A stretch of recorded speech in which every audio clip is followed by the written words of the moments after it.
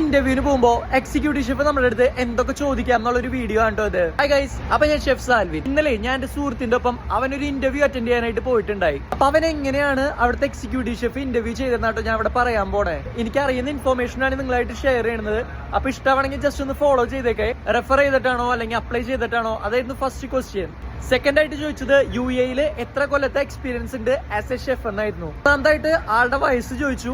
അതേപോലെ തന്നെ ഇപ്പൊ വർക്ക് ചെയ്തുകൊണ്ടിരിക്കുന്ന കമ്പനിയിൽ എന്താണ് അവന്റെ റോള്, അവൻ അവിടെ എന്താണ് ചെയ്തുകൊണ്ടിരുന്നത്, അങ്ങനത്തെ കാര്യങ്ങളൊക്കെയാണ് ചോദിച്ചത്. ഏത് പൊസിഷനിലേക്കാണ് ആളിവിടെ ട്രൈ ചെയ്യണേന്നുള്ളത് ചോദിച്ചു. അവിടെ മെയിൻ ആയിട്ട് ഹോട്ടാണോ കോൾഡ് കിച്ചണിലാണോ വർക്ക് ചെയ്തതെന്നുള്ള കാര്യങ്ങളൊക്കെ ചോദിച്ചു മനസ്സിലാക്കി. അവസാനമായിട്ട് സാലറി എത്രയാണ് എക്സ്പെക്ട് ചെയ്യുന്നതെന്നുള്ള ഒരു ചോദ്യം കൂടി ചോദിച്ചു. അപ്പൊ ആ ഷെഫ് എങ്ങനത്തെ ആൾക്കാരെയാണ് അവിടേക്ക് നോക്കുന്നതെന്നുള്ളതും പിന്നെ അവിടുത്തെ എല്ലാ കാര്യങ്ങളും ഒന്ന് ബ്രീഫായിട്ട് പറഞ്ഞു കൊടുത്തു അവന്. ഇതേപോലെ കുറച്ച് കാര്യങ്ങളാണ് ചോദിച്ചുള്ളൂ. കാരണം എന്താന്ന് വെച്ച് കഴിഞ്ഞാല് ആസ് എ ഷെഫ് നമ്മൾ ചെയ്ത് കാണിക്കാണ് ചെയ്യേണ്ടത്.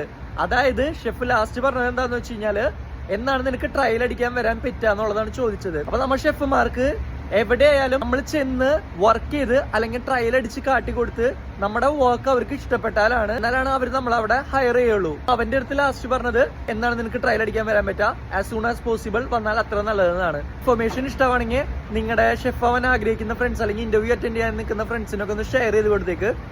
By from chef Salvin, വസൂലാൻ.